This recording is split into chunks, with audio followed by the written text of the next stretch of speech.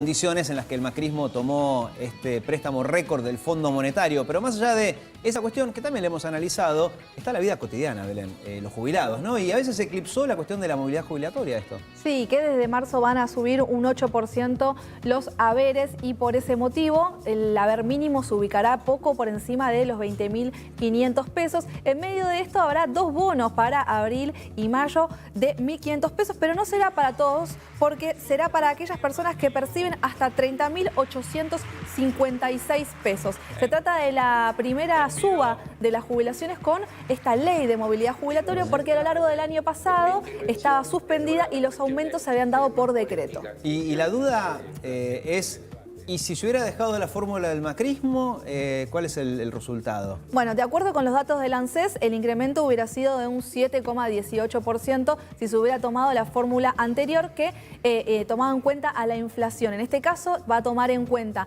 a la recaudación y a la evolución de los salarios. Bueno, vamos a preguntarle a Eugenio Semino acerca de esta cuestión. Mucho se había debatido, ¿no?, respecto de los aumentos discrecionales que había dado el gobierno el año pasado, con la cuestión de la pandemia, etcétera. Ahora tenemos una ley y ya se está aplicando. Eugenio, ¿cómo le va? Buen día. ¿Qué tal? Qué gusto poder saludarlo. Lo mismo digo. ¿Cómo toma usted este número o estos números? Bueno, en realidad, nada, una ratificación que los jubilados siguen perdiendo. Las jubilaciones, pensiones, tienen montos ridículos. Es suponer que el 8%, por ejemplo, que en el bolsillo del jubilado son 1.500 pesos, es decir, 50 pesos por día, o los bonos consuelo para los meses de abril y mayo, pueden sostener lo que ya no alcanzaba para cubrir un tercio de su canasta. Es grosero, grotesco, pero a su vez es una violación más a los derechos humanos de los adultos mayores. Todo esto se da en un marco de pandemia donde de los 52.000 fallecidos, el 82% son adultos mayores. Hoy el adulto mayor en Argentina no se le permite las condiciones mínimas para vivir con calidad y a su vez tampoco se le asegura ninguna condición sanitaria. ¿Qué estamos viviendo en Argentina? Más allá de estos 1.500 pesos, de la fórmula, que lo tenemos inclusive cuestionado todo el 2020, los decretos en la Corte Suprema desde marzo del año pasado.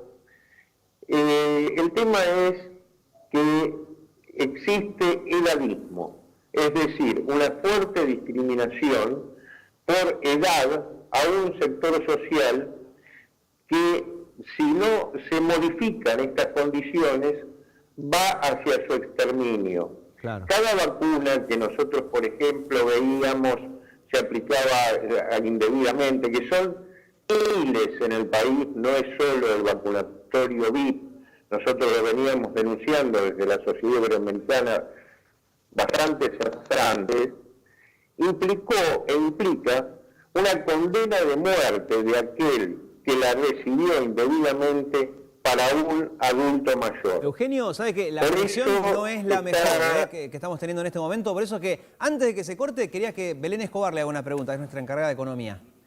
Eugenio, buen día. ¿Cómo no? Con mucho gusto.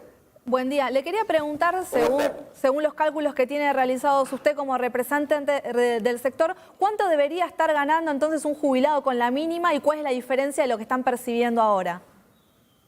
Mira, la última canasta, que es del 6 de octubre del año pasado, es la vida del adulto mayor con gastos de vivienda en grandes ciudades, daba 49.000 pesos. Tenemos 4,5 millones de jubilados, van a estar cobrando 20.500 pesos, no llegan a cubrir la mitad de esa canasta. Claro, está clarísimo, Eugenio, por eso queríamos hablar con usted, que aparte es alguien que constantemente vive con los adultos mayores. Gracias por su tiempo. Gracias e insisto en un solo concepto. No estamos hablando ni de previsión ni de economía, Estamos hablando de una flagrante violación de los derechos humanos a los adultos mayores. Les agradezco mucho el tiempo. Un placer. Bueno, vamos a cambiar de tema. Nosotros vamos a dar una vuelta por el mundo. Claramente la pandemia eclipsa el resto de los temas. Empecemos por lo que dice la OMS.